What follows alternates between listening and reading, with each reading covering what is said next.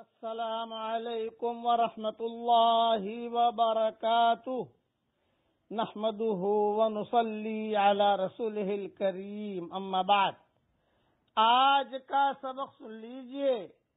آج کے سبق کی سرخی ہے نیک لوگوں سے دوستی کیجئے، پارٹ نمبر 72۔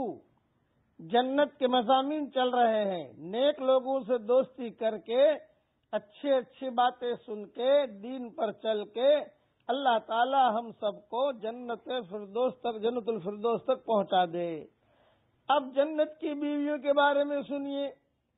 حدیث شریف میں آتا ہے، حضرت محمد صلی اللہ علیہ وسلم نے فرمایا اور قسم کھا کے فرمایا، اللہ کی قسم، تم جس قدر اپنے گھر بار اور اپنی بیویوں سے واقف ہو، اس سے زیادہ اور اس سے بہت زیادہ جنت والے اپنے گھروں اور اپنی بیویوں سے واقف ہوں گے۔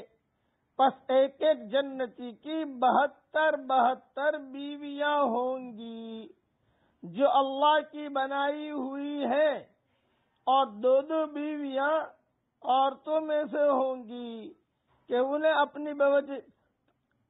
انہیں بوجہ اپنے عبادت کے ان سب عورتوں پر فضیلت حاصل ہوگی۔ جنتی مرد ان میں سے ایک ایک کے پاس حلال بستر پر جائے گا۔ جنت میں حرام بسترا نہیں ہے، حلال بسترا ہے۔ یہ اس بنگلے میں ہوگی جو یاقوت کا بنا ہوا ہوگا، ایک موتی کا بنگلہ۔ خلاصہ کلام یہ، دنیا میں کوئی بنگلہ ایسا نہیں ہوتا کہ ایک ہی موتی کا بنا ہوا ہو۔ ایک ہی موتی کا بنگلہ، یاقوت کا، کبھی مرجان کا، وہ بنگلہ جو ہے وہ بنا ہوا ہوگا، اس پلنگ پر ہوگی۔ حضور صلی اللہ علیہ وسلم فرما رہے ہیں، پلنگ کی تشریح کر رہے ہیں، جو سونے کے تاروں سے بنا ہوا ہوگا اور 70 جوڑے پہنے ہوئے ہوگی۔ وہ جو جنت کی لڑکی ہے، 70 جوڑے 70 جو سب باریک اور سبز، چمکیلے، خالص ریشم کے ہوں گے۔ یہ جنت کی لڑکی اس قدر نازک اور نورانی ہوگی کہ اس کی کمر پر ہاتھ رکھ کر سینے کی طرف سے دیکھے گا تو صاف نظر آئے گا۔ کپڑے، گوشت، ہڈی، کوئی چیز کی رکاوٹ نہیں ہوگی۔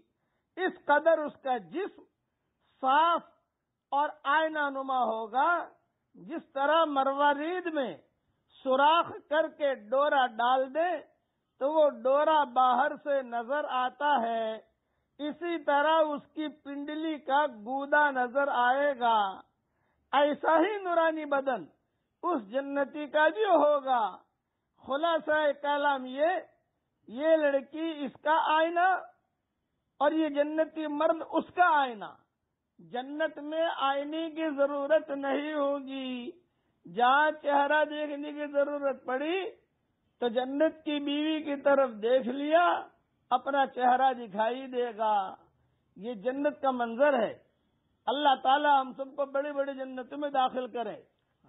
اور وہ کیا آپ نے کتنی وضاحت کے ساتھ بات بتائی کہ پیٹھ پر ہاتھ رکھو اور آگے سے دیکھو تو تمہارا ہاتھ دکھائی دے گا، ہاتھ کی لکیریں دکھائی دے گی، دل دکھائی دے گا، دل دھڑک رہا ہوگا وہ دکھائی دے گا، دل کے اندر شوہر کی محبت بطور پیمانے کے دکھائی دے گی۔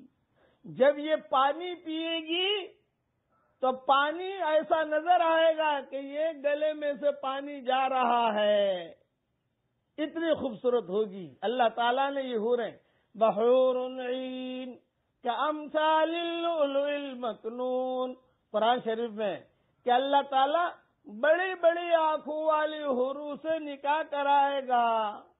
بڑی آنکھوں کا مطلب اتنی بڑی آنکھ نہیں کہ آدمی دیکھ کر ڈر جائے، ارے کیا بھوت پلیت آ گئی ہے، یہ بھی۔